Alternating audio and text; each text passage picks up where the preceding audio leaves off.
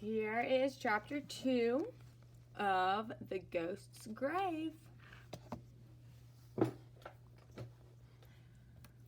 As I stared into the dark, my thoughts drifted back 3 weeks to the day I found out I'd been selected for the summer baseball team. When I saw my name on the list, I ran all the way home, eager to share my excitement. Mom might even quit fretting about being unemployed long enough to congratulate me. I hadn't told Mom and Steven I was trying out because I didn't want to disappoint them if I didn't make it. I knew they were concerned because I had not yet made friends after 2 months in my new school. Well, they could quit worrying. All my buddies back in Vermont were guys I'd met playing on baseball or basketball teams, and I knew that would happen in Minneapolis too. I bounded up the front steps, tossed my backpack on the hall table, and called, "I'm home!" To my surprise, both Mom and Steven answered. Why was Steven home so early? He never showed up until 6:30 or 7. They sat at the kitchen table with maps and papers spread out in front of them. Steven, who works as an engineer for a road building company, often travels for his job. I assumed the maps meant another business trip soon. "Guess what?" I said. "I tried out for summer baseball and I made the team." Mom looked stunned. There's a school baseball team during summer vacation?" she asked. I stood in my batting stance with an imaginary bat on my shoulder, then swung at the imaginary ball. It's only for kids going into 7th or 8th grade. Games start the first week of vacation, and we play 3 times a week through August. I expected applause. Instead, Mom looked at Steven, the hesitating kind of look that adults give each other when they know something that the kids don't know and are deciding how to tell it.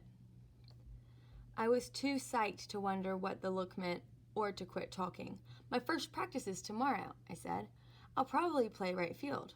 "Congratulations on making the team," Steven said.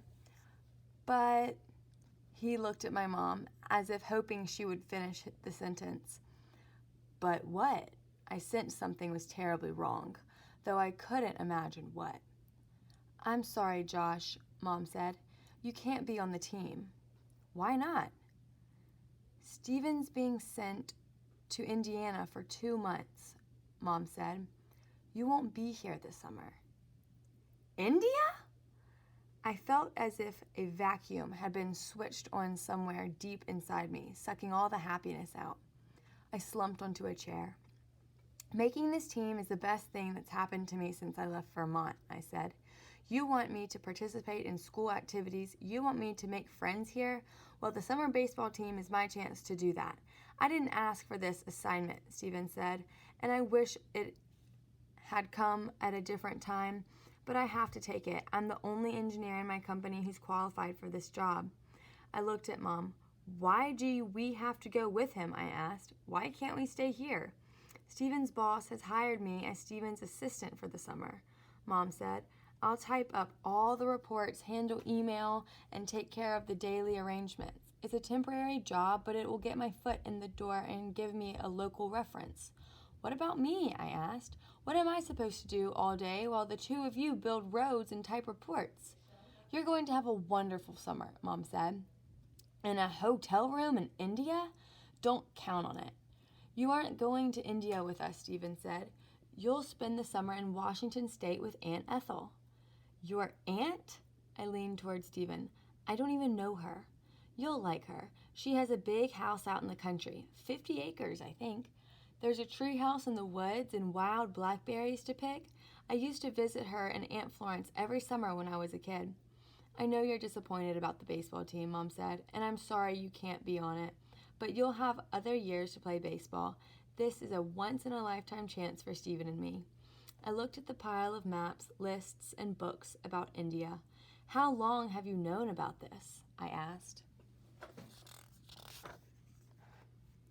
"Steven learned about the India assignment last week," Mom said. "Why didn't you tell me?" "We wanted to wait until we knew if I'd be going, too. We found out today that I got the assistant job. If I hadn't been hired, I would have stayed home this summer and continued to look for work here." Maybe Stephen's aunt has other plans for the summer. Maybe she's going on a trip herself. Aunt Ethel doesn't travel anymore, Stephen said. I envisioned a frail old woman in a rocking chair. I left the house, got my bike out of the garage, and rode off, pedaling as hard as I could. Anger formed a hard knot in my chest. Why should I get shipped off to spend the summer with an elderly woman I've never met? I didn't blame Stephen. I blamed Mom. Stephen had to go where his company sent him, but Mom had a choice. She could stay home this summer if she wanted to. She could look for a job here and let me play summer baseball. I rode until my legs ached and ribbons of sweat rolled down my face. When I returned home, I went straight upstairs, got in the shower, and let the water pour over my head, wishing it could wash away my problems. I was sorry I'd made the team. If I had been cut, I would have been glad to leave town for the summer. I dressed and sat on my bed, still fuming. There was a knock on the bedroom door. May I come in? Mom asked. I sighed. Josh, we need to talk. Okay, come in. Mom sat beside me. I've tried hard to find a job here, she said. I'm registered with several employment agencies. I read the help wanted ads every day, and I've sent out dozens of applications and resumes. I wish I had found work, but I haven't, and we need the money. This is my chance to contribute to our income, and it might lead to a permanent job. Please try to understand.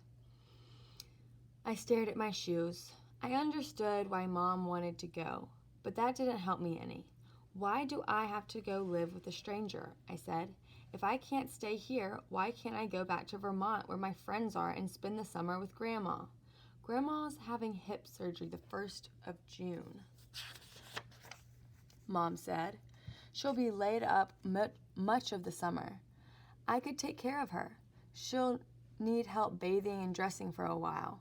Aunt Marianne is going to stay with her. There was no sense arguing. With Mom's sister in Grandma's spare bedroom, there wasn't any place for me. I knew I couldn't stay with my dad either. He's in the Army, so my visits with him are restricted to when he's on leave. My summer in Washington was a done deal, and I could do nothing to change it. I wondered what Stephen's aunt was like. What if Aunt Ethel was an old fuddy-duddy who expected me to have perfect manners and listen to opera and wear a necktie?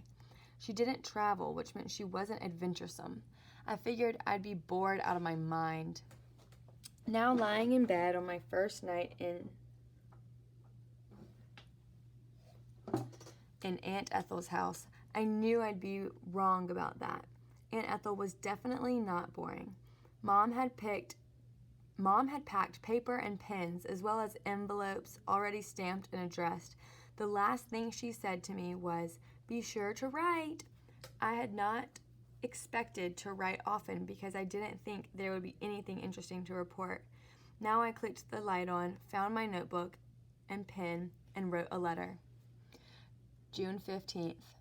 Dear Mom and Stephen, did you know that a bullet makes a whizzing sound as it flies past your head? I found that out in person, and I hope I never hear that sound again. When Aunt Ethel and I got home tonight, we saw a bat flying around in the house. Aunt Ethel does not like bats, so she got out a shotgun and chased after it. I told her not to kill it, but she pulled the trigger anyway. I'm glad I wasn't standing any closer. My ears rang for an hour. She hit the bat, and it fell down behind a cupboard. We couldn't get it out, so now it's rotting back there. Aunt Ethel baked a cake for me, but we had to throw it out because it had bat blood all over it. Your nervous son, Josh. P.S. I can't wear a seatbelt because Aunt Ethel's truck doesn't have them. It doesn't matter. The way Aunt Ethel drives, even a seatbelt won't save me. I knew that bat blood, bullets, and no seatbelts would give Mom fits, but I didn't care. She's the one who made me come here. I fell asleep hoping the hotel in India was full of spiders. And that is the end of chapter 2.